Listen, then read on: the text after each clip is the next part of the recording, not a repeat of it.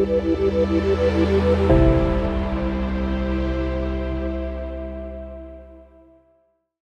friends, welcome to another Friends of Franz Tuesday. I can't believe it. It's the new year. It's 2026. I hope you all had a great holidays. Whether you were celebrating, if you were working, especially to our essential workers, thank you so much for your service. When it comes to the holidays, beyond the conversations of joy and getting together and spending time with loved ones, it's really about the food. There's always so much food, at least from what I'm used to in an Asian household. There's so much food and I love it. I gobble it all up. Food is such an integral part of not just culture, but of life in itself. It is the fuel that allows our hearts to beat, our lungs to breathe, and our cells to metabolize, powering every physiological process that sustains us. But with so much conversation surrounding food, from restrictive diet culture to viral wellness trends, nourishment can definitely become clouded by confusion, fear, and misinformation. Like within this conversation of food during the holidays, it can be a very sensitive topic to many, despite it being meant for fun, nutrition, and nourishment. Sometimes food becomes a vessel for being too conscientious about what we put into our body, especially surrounding the topics of weight.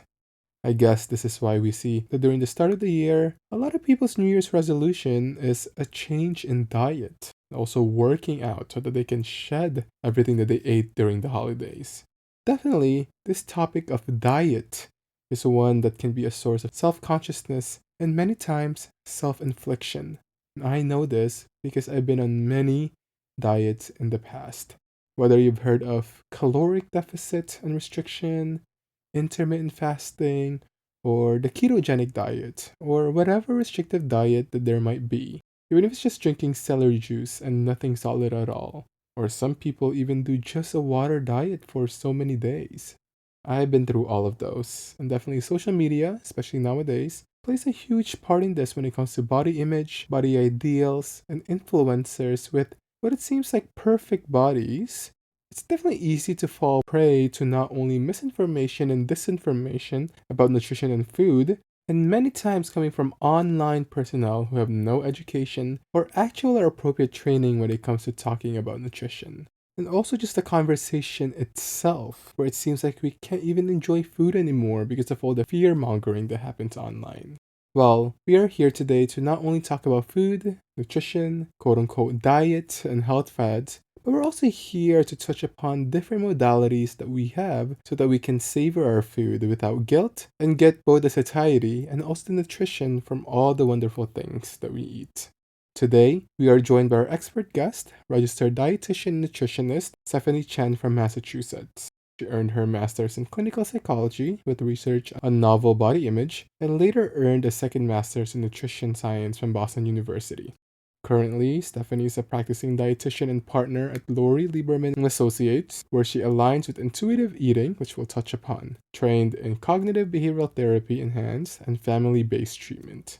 Stephanie is also the founder of Boston Asian Food Network, which highlights Boston's API food community and is the home of Boston Asian Restaurant Week.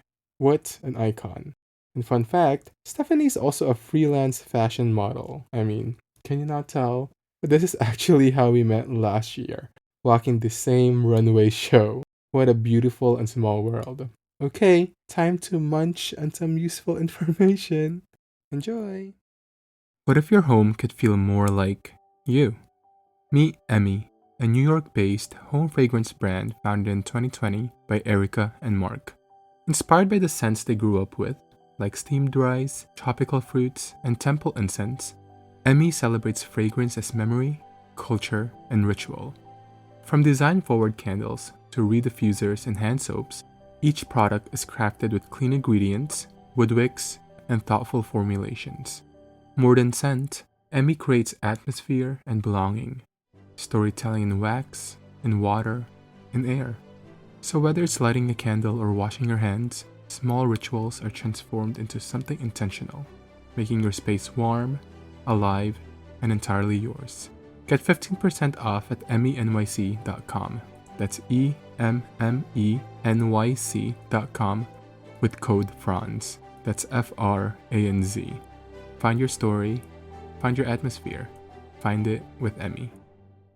Hi everyone, welcome to another episode of the Friends of Franz podcast. And today I'm so excited to introduce to you our special guest and also the topic we'll be talking about. It's quite crazy because we met on the New York Fashion Week runway. We and did. now we're and now we're here for a very important discussion. Stephanie, thank you so much for joining me. Thank you so much for having me, Christian. I'm so excited for our conversation today because I think it's so important and I have so many questions. And so obviously I'll tag in your expertise. Can you please introduce yourself to everyone? Hi, everyone. It's nice to be here. My name is Stephanie Chen, and I'm currently a dietitian. Yes. Can you tell me your journey of what led you to the world of dietetics? Yeah, it's not a straight line. There were some twists and turns along the way. So I actually studied psychology in college because I wanted to be a therapist and, help people. And I actually interned at a county jail. I was in the Midwest. I was in Missouri. And it was an environment where there was not a good lifestyle or nutrition even available or accessible to the inmates there. And so that was when I got really interested in the intersection between physical health and also mental health and the interplay of that. So then I applied to a master's in nutrition at BU and I came here to Boston and I stayed and worked here. So now I have a private practice in Quincy. Yeah, I love that. And thank you for all your great work.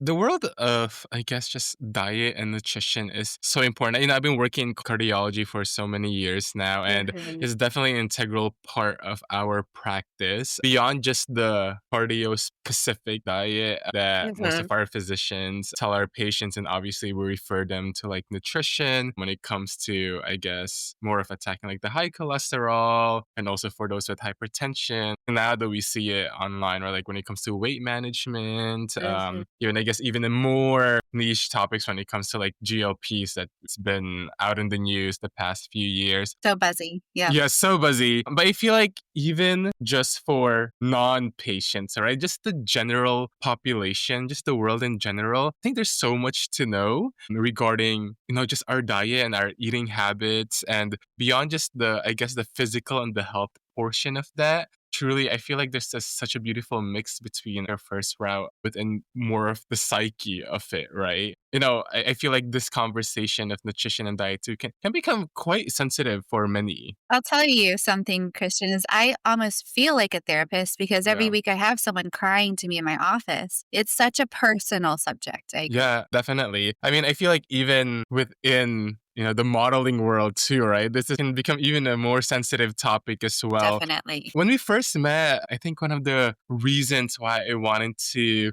discuss further, especially within your role, is you were telling me your specific approach of intuitive and mindful eating. I've definitely heard of it in the past, but I never took the time to actually sit down and learn more about it. But this is your expertise. What is intuitive and mindful eating? Yeah, I'm so glad you asked. So it's two separate philosophies, but they really go hand in hand. So I'll start with intuitive eating. So it's based on the theory that as infants, we were all born with the innate sense of when we're hungry and when we're full. So as an example, I like to say you will never meet a baby, usually, who will refuse food when they're hungry or who will drink milk past the point of fullness. They're going to have a hard stop when they hit the fullness criteria.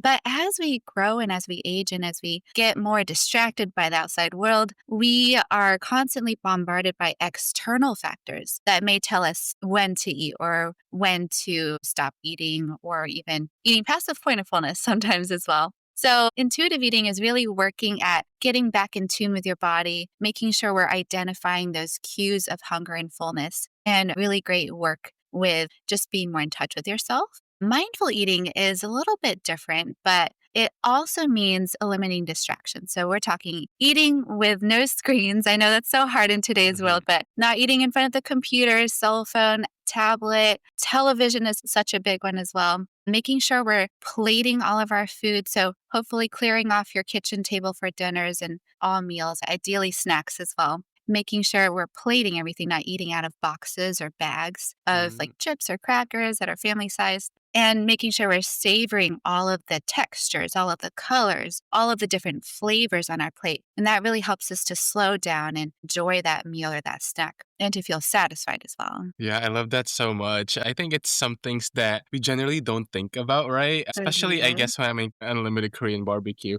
I mean, I don't know if there's mindful eating on my part there, of if I'm full or not. But I guess within this concept and context of intuitive and mindful eating, you mentioned a lot while we're eating, right? While we're having a meal. I'm curious when it comes to, I guess, time frames outside of that specific period of when we're on the table or we're eating or the plating in itself. And I think I also go through this a lot. It's when it comes to, I guess, more of cravings, right? And it comes to someone says, I have a big appetite. I Mhm. guess, how does that relate to intuitive and mindful eating? Like, are there practices that you've seen in your own experience, or maybe any evidence based studies that we have, or regarding modalities regarding curbing appetite and cravings, or even how we approach these? Yeah, definitely. So there's a lot of research into binge eating disorder, if you've ever heard of that, which is a eating disorder. But even if you don't have binge eating disorder, people quote unquote binge eat a lot as well. And what I've seen is the best way to prevent those excessive cravings, especially when you're ravenously hungry, is to prevent it in the first place. And this might seem very simple, very basic, but the best way to do it is just pre plan your meals and snacks throughout your day. And this is some of the work that I do with my clients as well as busy day, busy work schedule. When can you take a break? When can you get your breakfast in? When can you get your lunch in? And make sure you come prepared. Maybe even bring a whole bag of snacks with you to work Mm-hmm, if that's what it mm-hmm, takes. But it is going to be very important to eat adequately throughout the day in regular intervals in order to mitigate any compensatory eating that you might do later on in the day. I'll give you a couple of examples of some typical clients that I mm-hmm, see. So, person A maybe is a person who runs on caffeine through the first half of the day, right? They're drinking espresso, they're skipping breakfast, they're skipping lunch. By evening, their bodies are physically running on empty. And now all of the calories that they didn't fuel themselves with during the day are being demanded by the body. So then, as a result, dinner might be larger than necessary. It might be even a little bit more carb heavy. Sometimes we crave carbs, especially when we're low energy, because mm-hmm. it's such an easy and fast way to get energy in. And we're conditioned to crave for more sweets as well when that happens. This is when people tell me, oh my gosh, after dinner, I have to have something sweet. And that's what is a That's very me. typical scenario.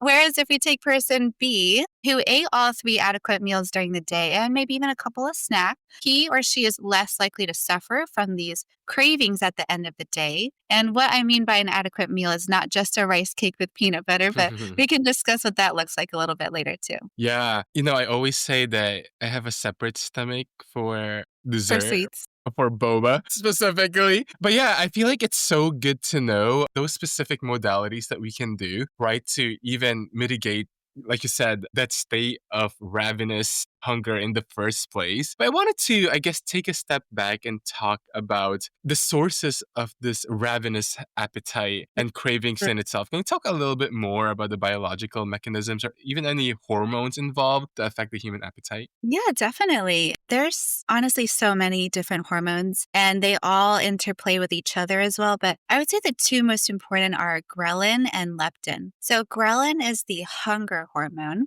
And the way it works is it typically comes and goes. It peaks and waves throughout the day, coinciding with the times that we typically eat. So the human stomach naturally empties within about 4 hours of our past meal. And that is when it starts to signal to our brain that, hey, I'm empty. When are you going to give me some more food? So this is when it is usually time for our next meal. So that is why the structure of the 3 meals a day is so important. Humans have unfortunately evolved to sometimes messing this internal system up. So when we're talking about intuitive eating, right? If we ignore those hunger cues, it can be detrimental for skipping a meal or skipping a snack. The hunger may go away, but that's temporary. It may come back into full force or even double the force later on. And that's when those cravings can come into play. Leptin is the fullness hormone, so it's able to react to a lot of different things among nutrients in our stomach. So if we're eating a balanced meal that contains fiber, fat, carbs and protein, it's going to be able to identify those receptors for each one of those nutrients and then signal fullness to the brain and release leptin. Leptin is also released when a senses more fatty tissue, adipose tissue that's being formed, like after a meal or after a snack. So all of these hormones are very trendy. And another hormone is GLP-1 that we talked about earlier. So there's all these GLP-1 imitators that basically kind of trigger that fullness and that satisfaction feeling as well and blunts the hunger hormone. So I always find it fascinating how all of this works in the body. Yeah, for sure. I mean, the human body is so intricate, so complex, and so interesting. And I feel like it's so good to know also many times the processes of what's going on that makes us understand, oh, this is why maybe I feel this certain way, right? But I wanted to go back into the intuitive eating that we're talking about. You know, it's very interesting because I feel like there's two types of people I meet now where it's like I eat to live, and then there's people that live to eat. And I feel like I'm the latter part, right? I have to eat. Like, I'm here to enjoy every food in the world. You're a foodie. I'm a foodie. But there's people I've met where they're like, oh yeah, I don't enjoy eating at all. I just eat because I just need the nutrition because I need to do it, or I need to maintain my weight, or I need to lose my weight. I guess when it comes to the context of intuitive eating, let's say for the other person with the person's goal of just like weight management or even weight loss or just nutrition in itself, how does intuitive eating compare with the effects of, let's say, you know, the buzzwords that we hear of caloric deficit or even intermittent fasting? Yeah, great question. So I would lump all of these under the category of quote unquote diets, restrictive diets. And that includes a big class of other things, including Weight Watchers, intermittent fasting. We mentioned keto, paleo, Whole30, Jenny Craig. All of these are about restriction. So cutting out a certain class of things or avoiding going over a certain threshold, basically. So they may result in a pretty rapid weight loss right off the bat. And that is when people are like, oh my gosh, I've lost 10 pounds in a week. I'm doing amazingly well. But the results are often not sustainable. And there's a couple of reasons why that is. So number one, the faster you lose weight, the more muscle to fat ratio that you actually lose. There's a certain threshold of how much weight you can actually lose over a week or over a month without triggering a lot of muscle mass. And muscle mass is one of the most key important things in your basal metabolism, right? The energy that you burn, even when you're not exercising, even when you're just sleeping, that's going to lower if you have less muscle. And I think a lot of people don't realize that. But I want to cite a study in 2018 for their participants who lost an average of 7% of their body weight over 12 to 14 weeks of a caloric deficit diet. A little bit less than a third of that came from muscle. So if you think about 7% of your body weight, almost 2.5% of that came from muscle. So that can be pretty detrimental, especially if you take into account yo-yo dieting. So maybe you're losing weight and then you're regaining that weight. And that's actually more detrimental the more times you go through that. Because if you think about regaining the weight, it's not usually all muscle. The second reason is the more extreme changes that you make during your diet. For example, Whole30, very extreme. You can only eat 30 different foods, basically. These changes are not meant for the long term. You're not going to do this for the rest of your life. So once you go back to eating the way you do, the weight is going to come back on. And that is why people who are stuck inside of that yo-yo dieting cycle, they really benefit from that intuitive approach that we talk about as well. So actually, the first goal of our nutrition practice is to stabilize the weight first and make sure we're not repeating the same counterproductive cycles over and over again. And we work by adjusting or tweaking the lifestyle in a series of small but sustainable changes. So I often check in with my clients. I'm saying things like, do you see yourself doing this for a long term? Is this something that you can keep up with? Is the food still enjoyable and satisfying to you? These are all very important questions. So everyone's nutrition counseling looks a little bit different, but we also focus on nutrition density, making sure you're getting all of the energy, but also all of the vitamins and minerals that you need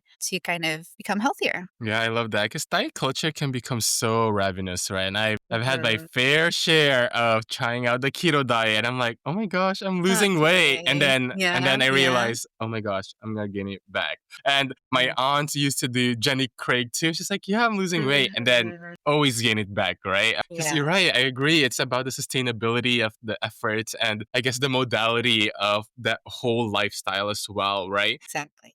Do you get red after a sip of alcohol? Well, I do, and it actually has a name: the alcohol flush reaction. And in my case, the infamous Asian glow. But something I didn't realize is that Asian glow isn't just a cosmetic issue, it's a real health risk, linked to increased cancer risk and poor alcohol metabolism. Thankfully, Join is here to help, an AAPI and woman-founded supplement brand that was created to be the most effective natural solution to support people with alcohol flush and recovery, while boosting overall health. Made with clinically studied, all-natural ingredients like glutathione, milk thistle, and B vitamins, you can now finally feel confident when you drink. Get 20% off your first order at jointhefun.com. That's JOYNTHEFUN.com with the code FRANZ. That's FRANZ. Let's give the Asian glow a different meaning. What if a single cup of tea could hold a century of stories?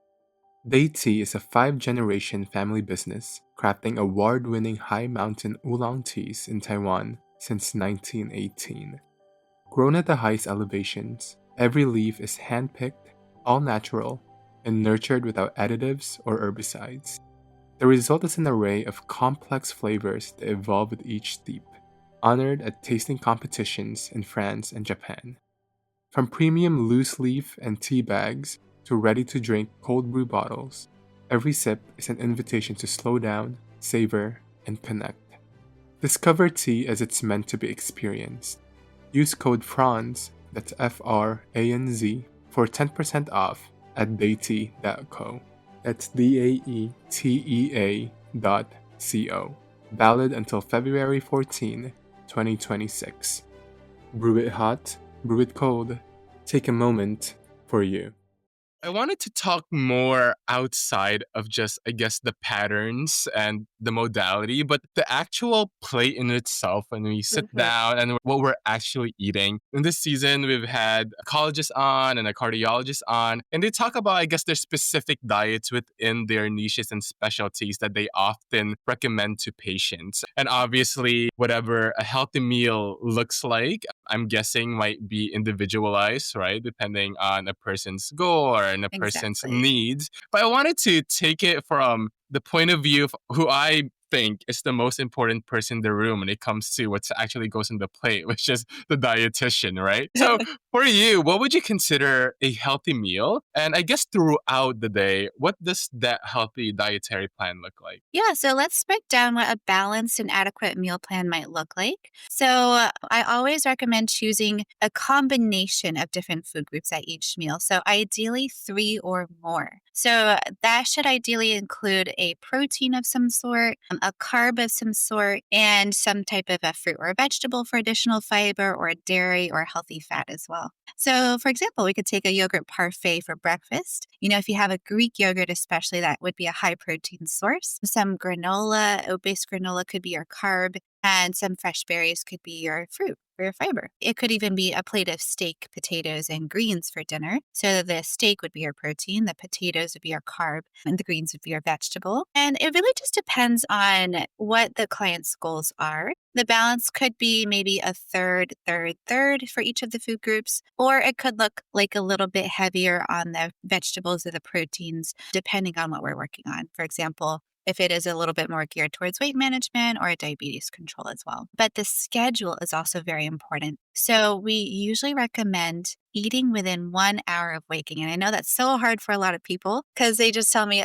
I have no appetite in the morning. So number one, if you're a big coffee drinker, I say prioritize food over your caffeine. Try to eat your breakfast and then drink your coffee because we do know that caffeine suppresses the appetite since it's a stimulant. And in addition, we should be eating every at least 2 to 4 hours throughout the day. So not grazing necessarily within that 2-hour gap, but still not going more than 4 hours without eating because we know that is the time that it takes for the stomach to empty again and for the ghrelin to kick in. And so we would work out a meal plan that takes into account the preferred foods, but also tweaking the timing of the eating schedule as well. Yeah, these are so good to know. Sometimes I don't even think about the timing. I mean, you hear those things like supposed to one huge meal, but like cut it up throughout the day, like Exactly. small meals. But one thing you've been mentioning a lot during this past portion is the word vegetables, right? I Uh-huh. must say I've learned to love vegetables growing up. Now I'm like, Mhm. oh, I love it. But I guess what advice would you give to someone who cannot seem to add vegetables to their diet? That is such a relevant question because you do not know how many people come to me and they're just telling me,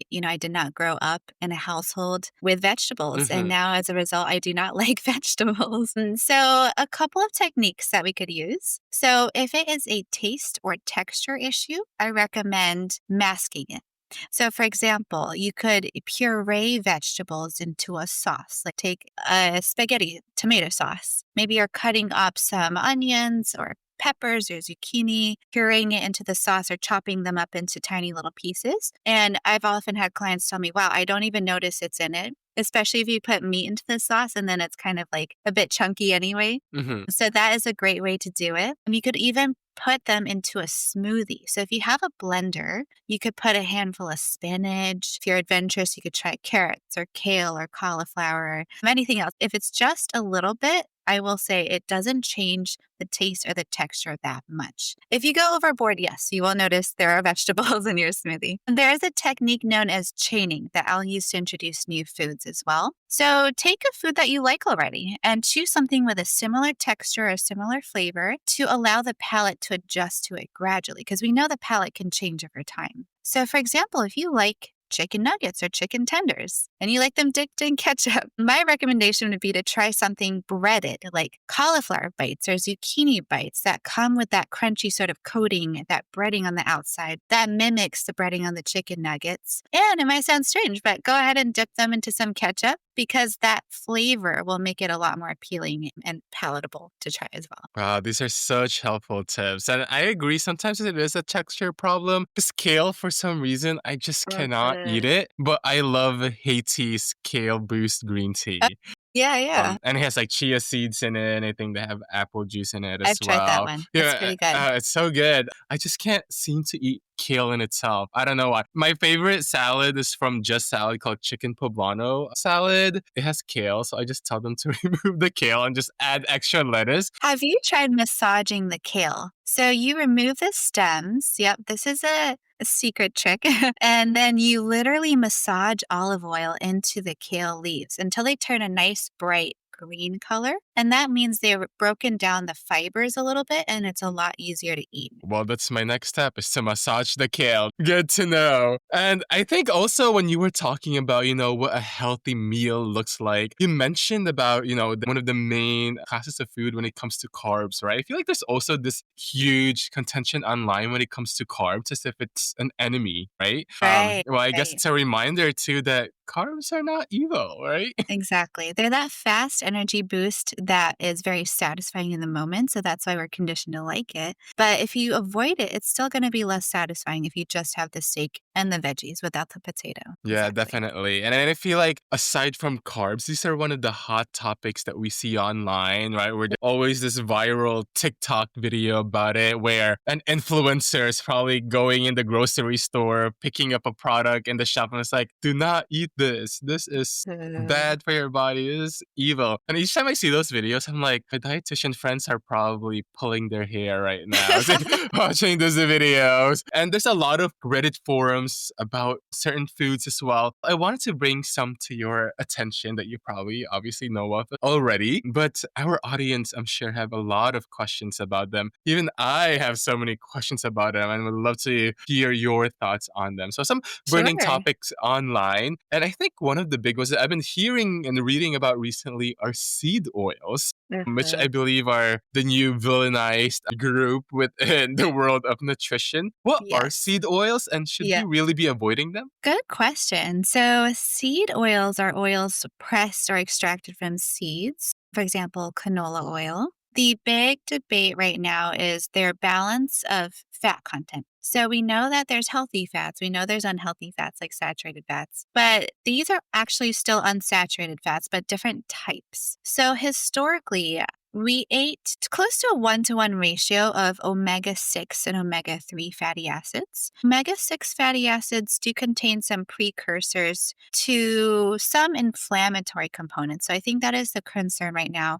which is we are all excessively inflamed because the ratio that we eat now is more like 10-to-1. So much more of the omega-6 fatty acids than the omega-3 fatty acids. Those are hard to get enough of, I will say, in our traditional Western diet. And so the big oils that get demonized are typically corn, canola, cottonseed, soybean, sunflower, safflower, grapeseed, and rice bran oils. For cooking, I would say I would typically recommend something like olive oil or something like avocado oil, which has a little bit of a higher heat cooking. So olive oil contains a little bit more of a balance between omega-3, 6, and 9 fatty acids, while avocado oil has a little bit more of the omega-3 acids as well. It's a little bit more balanced. So there's still a lot of debate going on right now, but the research still needs to be a little bit updated about whether omega-6 fatty acid actually causes more inflammation. There we have it. Now, my next question, and this is very personal to me because I think my daily coffee order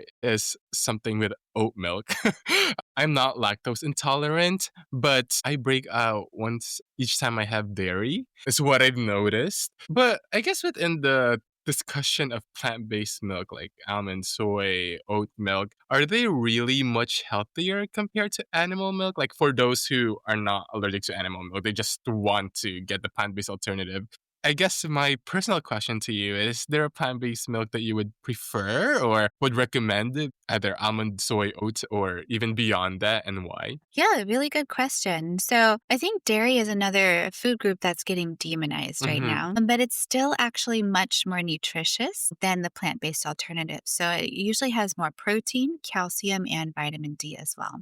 And I'll give you a quick hierarchy of protein. So dairy milk, about a cup of it, 8 ounces, has about 8 grams of protein. Same amount of soy milk has about 7 grams of protein. Oat milk only has about 4 grams of protein, and almond milk is only about 1 gram or less of protein. So it's a pretty big difference across the range. So I always say if you can tolerate dairy, if you don't notice yourself breaking out, for instance, and your stomach is okay with the lactose, better to have the regular dairy milk. But if you can't tolerate it, then soy milk would be the second, more nutritious option. So do I have to say goodbye to my daily oat milk? It's not gonna hurt you. I think it's fine to still have it if you like it. Okay, next one. This is also a big topic and a big question. Artificial sweeteners like stevia or sucralose or even monk fruit, are they really much healthier, I guess, to the more traditional sugars that we know of? Healthier in some senses, but maybe not in other senses. So,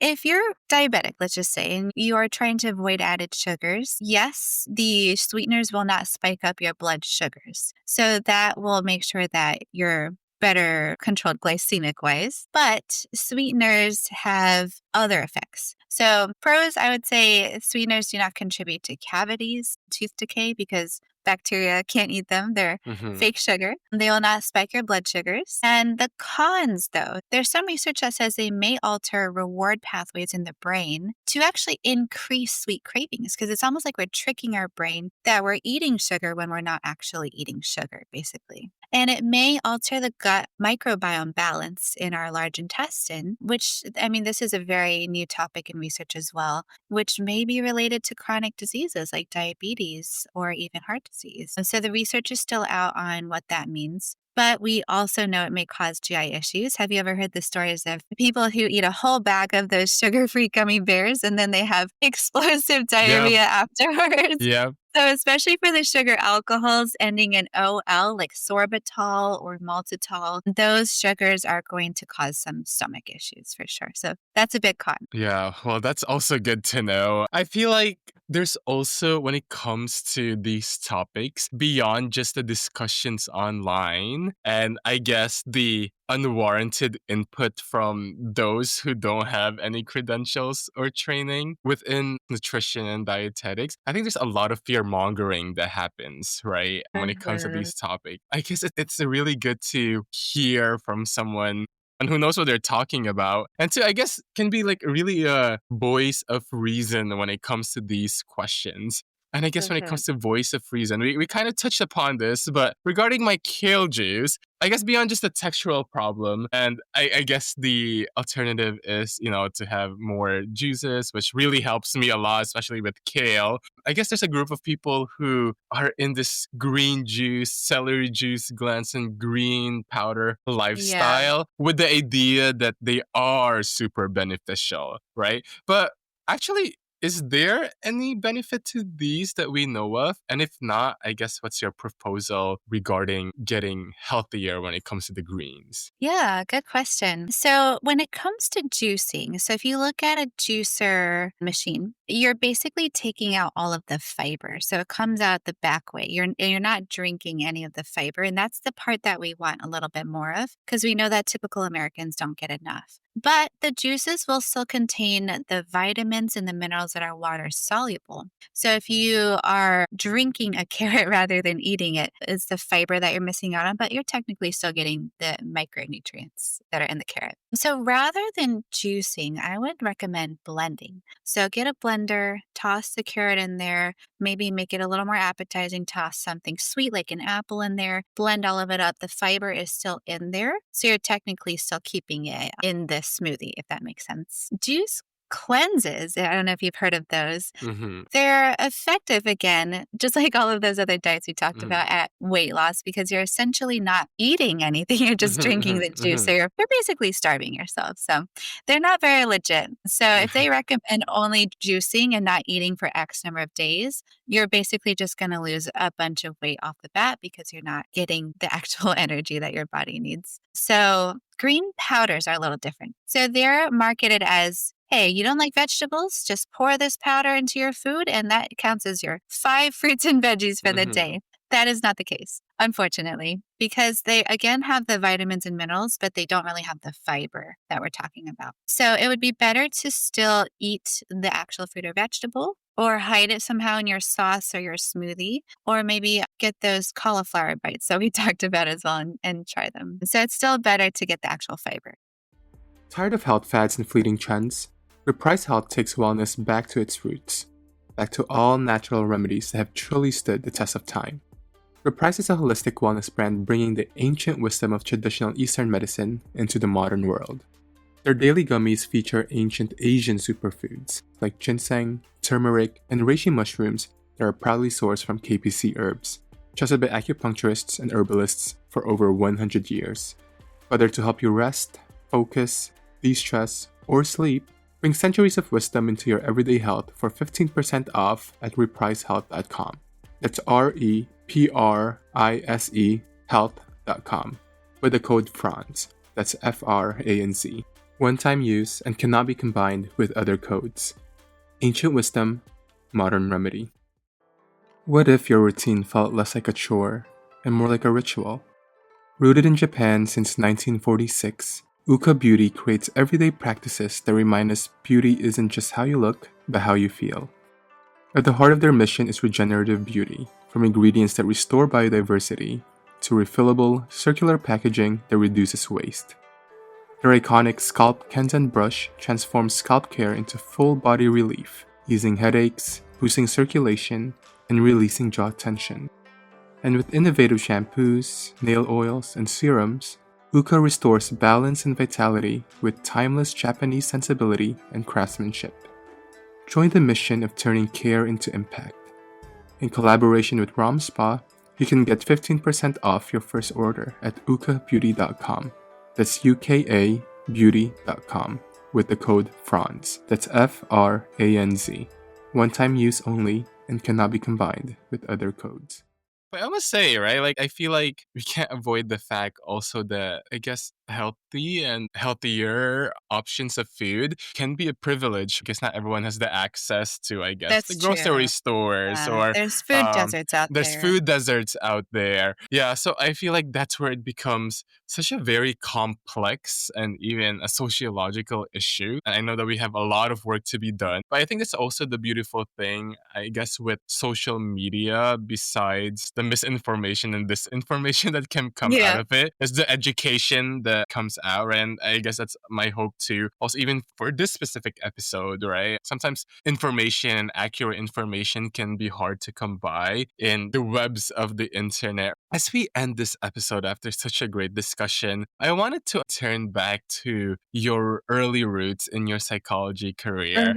I did some digging and, and also as you mentioned, your thesis centered on body image, specifically clothing. So interesting. Talked about its impact on mood, behaviors, and body dissatisfaction. And Yeah, this is yeah. such a huge, always been a huge topic, but I feel like has been even a bigger topic nowadays, especially with, the rise of social media and these ideals and even these ideal body types and Yeah. influencers and models online and how they look like, right? And weight management. It's such a personal topic and it leads to other sensitive discussions such as eating disorders, one that you touch upon. But all this roots in food, right? And food is such an Right. integral part of humanity. It's not just because we need it to survive. It's part of culture as well. So it individualizes us as societies. And like I said, social media can set a standard in this regard. I guess as someone who sees clients and obviously your whole profession is in regards to food and the health factor around it, what would be your message to someone who finds it difficult to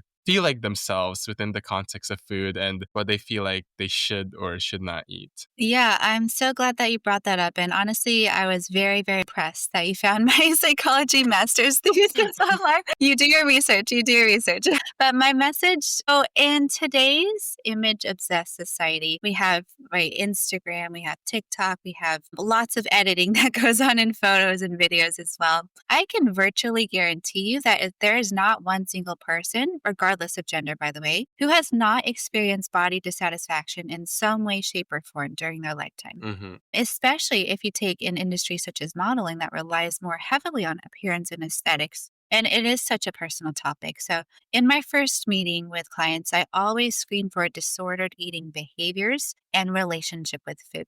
So, one of my most useful questions is out of 100% of your daily thoughts, what percent is revolving around food? More than just what you're planning to eat that day, like, oh, what I'm going to have for lunch, but more like intrusive thoughts about food. And also, what if we add in thoughts about your body and your body image into the mix? So, for example, a person who is not at risk for eating disorders, they may say around 10 to 20% for thoughts around both food and body image. But whereas someone who is at risk or even already with an active eating disorder and they don't know about it, they may say upwards of 50%. And some have even said 80 or 90%.